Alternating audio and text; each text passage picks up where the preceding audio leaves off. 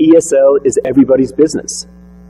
And so it's not just the job of the ESL teacher to teach ESL students. Okay? It's everybody's job.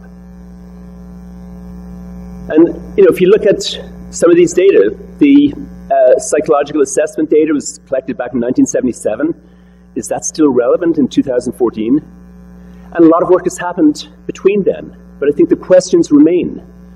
So, within Canada, for example, my colleague Esther Gava's work has been just extraordinary in illuminating many of the assessment and developmental issues related to diagnostic assessment of English language learners. Fern Westernoff's work, which many of you know, and Fern is here today, has also highlighted the importance of children's home language in diagnostic assessment and the advice that professionals might give to parents about home language use. The OLAP program is an example of that Fern has talked about at this. So a lot has happened, a lot of good things have happened. But has knowledge of English language learners' academic trajectories and the importance of children's home languages become an intrinsic part of the expertise required to become a registered psychologist or a school principal? I don't think so.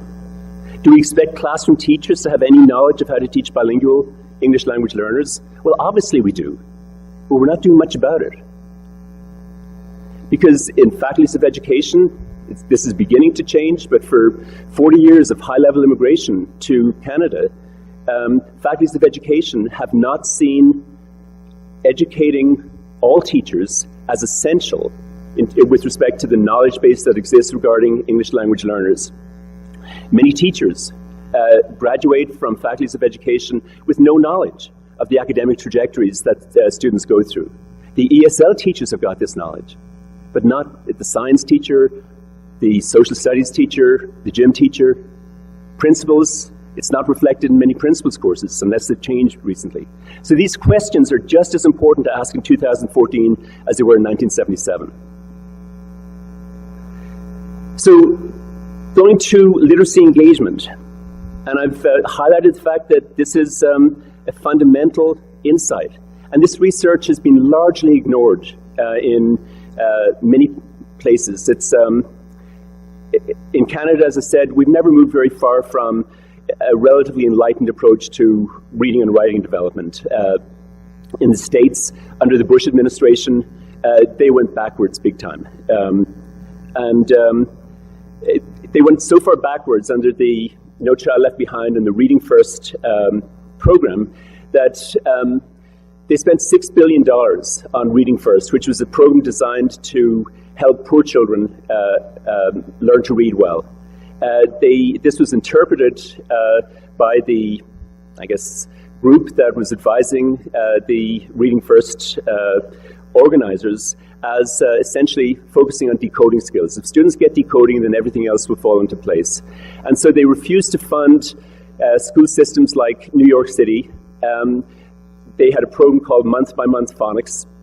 They saw this as being a retrograde program because it tried to be balanced, and balanced was a dirty word.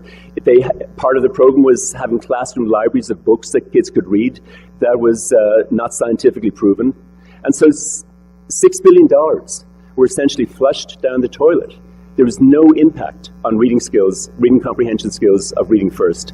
And so the point I want to make is that when we don't observe what the research is saying, there are major costs to us as taxpayers, but more fundamentally to children's potential. And so this is a framework that I've used, and I'm not going to go into detail, but as you can see, it's a very simple and obviously simplistic framework in many respects. But what the research is saying, or at least my interpretation of the research, is that the major determinant of literacy achievement is the extent to which students get access to print and engage actively with literacy.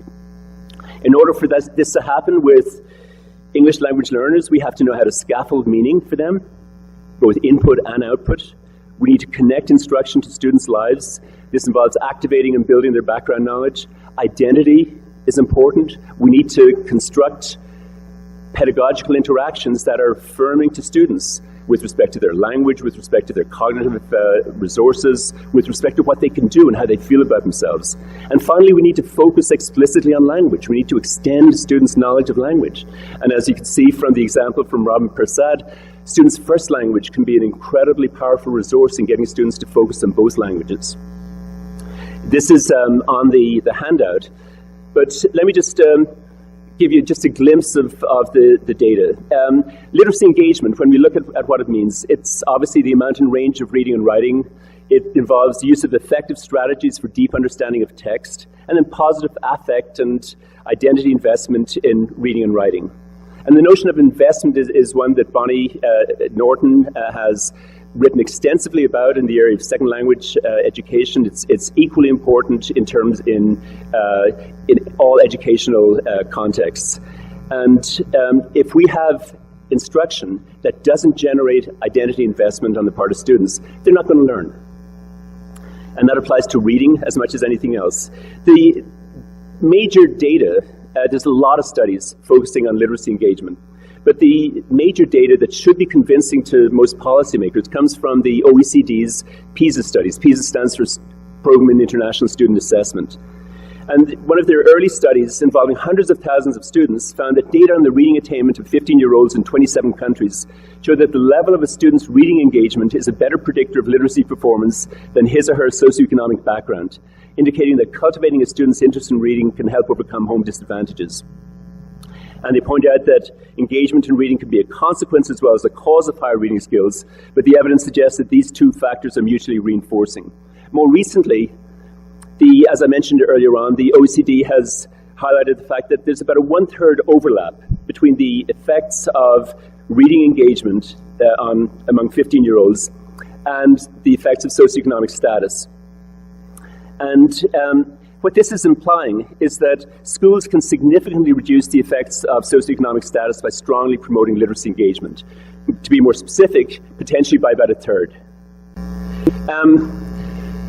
So literacy engagement is important, and the reality is that a lot of poor kids coming from families that do not have money to buy books, have parents who may not have been highly educated, who are coming in as refugees, they don't have the money to buy books.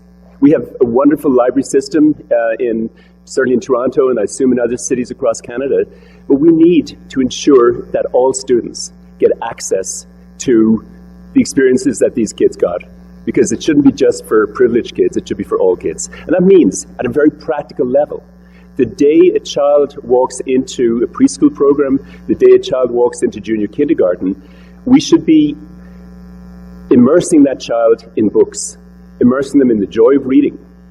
And we can teach reading strategies at a very early age, long before students have started to decode. Imagine a junior kindergarten class where the teacher's reading it using a big book, something like Little Red Riding Hood, reading the story to the students, dramatizing what's happening, pointing out vocabulary words with reference to the pictures, and getting the students excited about the stories and embodied in terms of their engagement with it. And then she stops and says, "What do you think is going to happen next?" The teacher at that stage is teaching the reading strategy of prediction, long before students have started to read. And so what we're talking about here is a socialization process. And students who are from English language learning backgrounds need this, because they find the academic language they need to succeed in books. They find it essentially in two places, in classrooms and in printed text. And so if they're not getting immersed in reading, if their identities are not invested in reading, they're going to fall behind or not catch up. And so there are huge implications of this research. Let me just move on to a fourth theme. I call this my chickenpox paper. It's a paper that came out in the Harvard Educational Review, where I tried to highlight just the ways in which power relationships, societal power relationships, are relevant to what happens in school. I call it my chickenpox paper because I'd been at a conference in Denmark in the mid-'80s, came back, and a few days later broke out in chickenpox. So I picked it up somehow. I obviously had not had it before, so I had to cancel a trip out to Winnipeg and another trip, and I wasn't in any fit state to see anybody. So I kind of shut myself up in my basement so that I wouldn't be offensive to anybody, and wrote this paper. And the basic point of this is that we can't change what's happening in schools unless we acknowledge the power relations that are operating. And if you look through some of the major works that have been very influential around the world on educational change, you'll see no reference to power relations. They've been invisibilized in terms of mainstream discourse relating to school improvement. But everybody in Canada knows the sad history, the brutal history that we've inherited in terms of how power relations have operated at times when they were much more obvious in their operation. This is a quotation from a person called Adolphus Shea, who testified at the Berger Inquiry back in 1977. He says, "Before I went to school, the only English I knew was hello. And when we got there, we were told that if we spoke Indian, they would whip us until our hands were blue on both sides. And also we were told that the Indian religion was superstitious and pagan.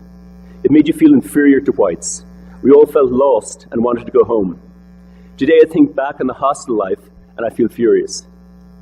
So this is the legacy that we are inheriting. And it's obviously, this is not happening in the same way today, but power relations are no less present in schools. The fact that students' first languages are treated with benign neglect in schools and are invisible within schools, and schools have become, in many cases, English-only zones, is one manifestation of how power relations operate. And so I've talked about the notion of empowerment, and I'd like to just very briefly suggest what this means.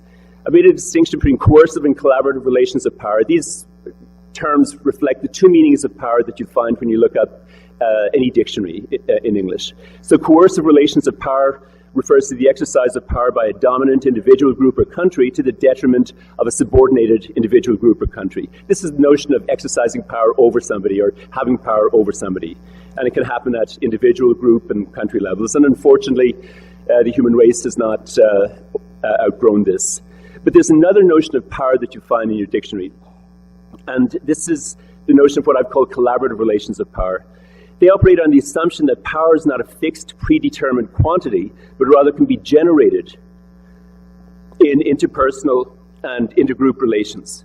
Participants in the relationship are empowered through their collaboration such that each is more affirmed in his or her identity and has a greater sense of efficacy to create change in his or her life or social situation. So this is the notion of gaining power, being empowered to do more. And it's a collaborative process because our interactions with others are what generates this. And so we can define empowerment very simply as the collaborative creation of power. And in the classrooms that I and other colleagues have been invited into, we've seen this happening over and over again. And it's truly inspirational. And let me just give you one example from the Lisa Leone's practice. Lisa is here. Lisa has been inspirational to many people in this city and beyond. The school that she was teaching in when she was participated in the Multilingual project had a large Muslim population from Japan. And Lisa explored the implementation of bilingual, multilingual, plurilingual instructional strategies as a way of enabling literacy engagement from a very early stage of students' learning of English. Now, in a normal classroom, in a typical classroom, it would be several years before newcomer students could engage in extended creative writing in English or read grade-level texts. In Lisa's class, they got involved much earlier. This is one example that some of you, I'm sure, have seen possibly multiple times. It's written by three students, Madiha, Sulmana, and Kanta, who are all from Pakistan. Sulmana and Kanta had arrived in grade 4. Their English was reasonably fluent. Madiha had just arrived about 6 weeks before they started this project. It was a social studies program. It was content-based ESL. Their culminating activity was underway. And these three students suggested to Lisa that they write a story reflecting their own experiences of immigrating from rural Pakistan to high-rise Toronto. They were also fairly entrepreneurial and very modern in their approach to this work. They outsourced the artwork to a very talented Vietnamese background artist called Jennifer Du. I won't show you this, but what I will show you is a little snippet of Kanta talking about the experience of writing this 20-page book, beautifully illustrated, beautifully written, where the students talked about the book. They planned it all in Urdu in the classroom. So that way Madiha could participate, because she knew very, very little English at this point. Her experiences of immigration were the most recent, so her experiences were reflected strongly within the book. They planned what was going to be on each page in terms of the illustrations, the text that was going to be on each page. And then they wrote the first draft in English. Sulmana was the main scribe. And conference with Lisa, finalized the English version, and then went back to Urdu, translated back from the English version into Urdu. And they found that they'd forgotten quite a few words in Urdu. They had to ask their parents what these words were. The result is, as I said, a 20-page beautiful book that's been read by thousands of people because it's been up on the Multiliteracy's website. Here's Kanta talking about what this experience meant for her. We presented with the students, with Lisa and the students, at a TESOL Canada conference some years ago. And this is all available on the web.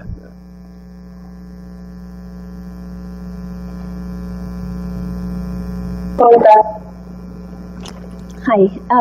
We're going to start by introducing Kanta, who's going to tell us a little bit about herself. Hi, my name is Kanta. I'm from Pakistan. My first language was Punjabi, my second language was Urdu, and my third language was English. I came here in grade 4, and now I am in grade 9. How did you feel writing the book in 2 languages, and how did you see it helping you or the others? It helped me a lot, and using 2 languages helped us a lot to understand English better. And for Madiha, who is actually new here, and then like in Urdu, if you would write, you would say 3 words. In English, you would actually have to write 5 words. So then, if you're thinking Urdu, you would be only writing those 3 words. And then, so those sentence structures didn't really make sense. But while we were doing it, it made a lot of sense to her. And then, how it helped me, it helped me that when I was here, and when I came here in grade 4, the teachers didn't know what I was capable. I was given a pack of crayons and a coloring book and to get on coloring with it.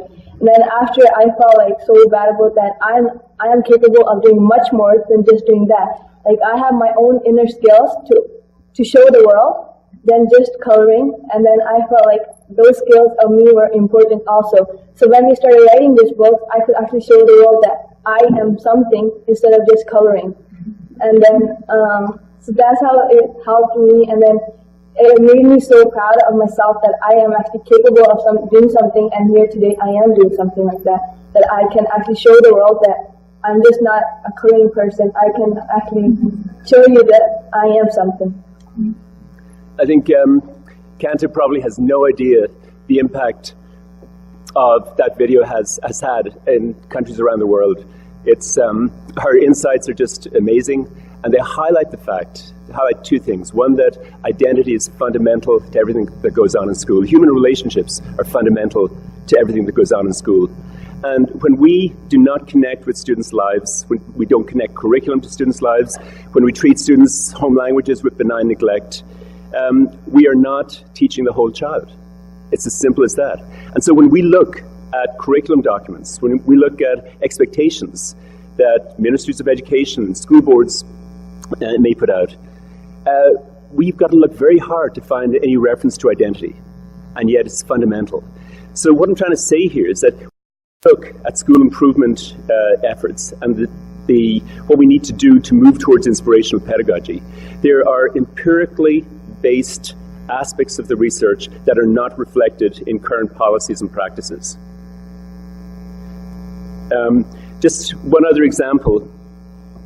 This is a project that Christina Montero, who again is here, another inspirational educator that I've had the privilege to work with. Christina is a faculty member in Wilfrid Laurier University. She worked with an elder, René Mishake, to set up in a Native Arts and Culture course in a high school in Hamilton, a program where First Nation students would be inducted, socialized into creating art. That's a picture of René with some of the students' artwork. I don't have time to go into any of the details of that, but we wrote a paper with two of the students who were part of that, Cassandra Baisog and Adam Marsh. And one of the things that Cassandra said, again, is powerfully insightful. She said, take away identity, and what do you have? If you have a student that doesn't know who they are, do you think they care about what goes on in the classroom? So, again, I'm going to wrap up here because of time. This is on your handout, but what it's basically trying to say is that if we look at what evidence-based instruction might look like, we've got to look at sources of potential disadvantage. Students don't come to school disadvantaged. Disadvantage gets created in the interactions between what they bring and what the school provides. So if we look at students who are English language learners coming from linguistically diverse backgrounds, there's a potential problem in terms of the fact that they come to school not understanding the language of instruction. If we don't provide appropriate instruction, that may become a real disadvantage. So we need to scaffold comprehension and production of language across the curriculum and reinforce academic language across the curriculum. As I said, this is not just the job of the ESL teacher. It's got to be everybody's business, and policy does not as yet reflect that. If we look at students who are from low socioeconomic backgrounds, there are some aspects that schools have very little control over. But two of the high-impact strategies that we can implement is to maximize students' literacy engagement. That means getting books, lots of books, into children's hands from the earliest days of schooling. And it means systematically reinforcing academic language across the curriculum and enabling students to do powerful things with that language. A lot of middle-class kids come to school well on the way to that. Kids from lower socioeconomic backgrounds often don't. And then if we look at students who are coming from marginalized status backgrounds, such as First Nations, such as Roma students, where the causes, the sources of potential disadvantage are located in the historical and current processes of identity devaluation within the wider society, then the evidence-based response is one that says we need to connect instruction to students' lives and affirm students' identities in association with literacy engagement. So what the choices that we make as educators within schools have direct implications in terms of our ability to challenge a historical pattern of coercive power relations. Again, I won't talk very much about this, but this is just a template that educators could use to look at various aspects of curriculum and instruction. Things like literacy engagement, the content of the curriculum, cognition. Are we getting students to engage in high-level critical literacy skills? We can look at our current realities. Where are we? What is our vision as educators? What is our identity as educators in terms of where we want to go with this? And then how do we start moving in those directions? As I said, if we look at language and culture, if the message that students are getting implicitly or explicitly in schools is leave your language and culture at the schoolhouse door, then we've got a long way to go. But we can change that, as the just small sampling of inspirational pedagogy that I've shared with you demonstrates. So just to wrap up, coming back to my title, how can we mobilize the research evidence to move policies and instructional practices towards a focus on inspirational pedagogy? These are outlined in a little bit more detail in the handout. But what can ministries of education do?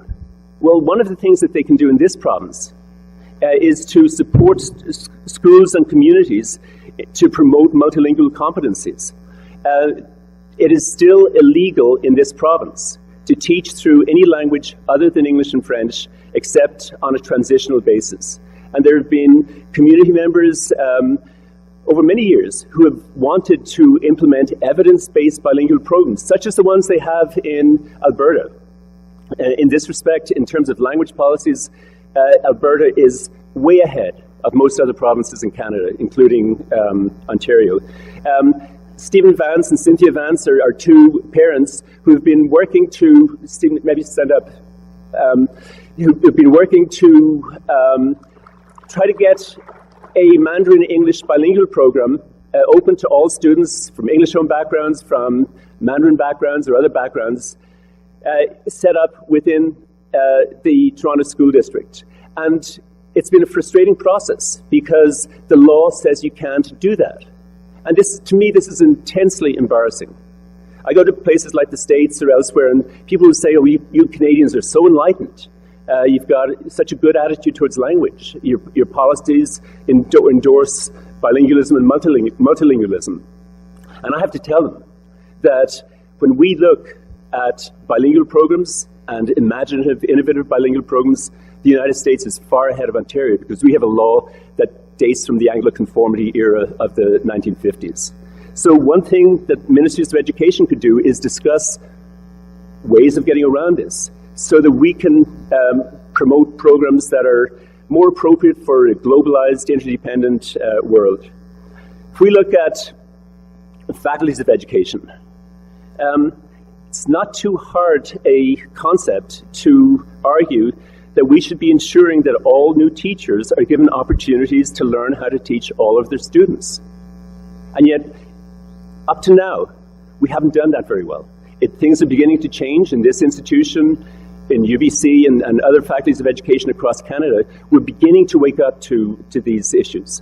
But it's absolutely unacceptable to have students, say at the high school level, who've been here for maybe 1 year, who are getting ESL support, but who are being taught by, say, a science teacher or a math teacher who has no idea how to scaffold instruction.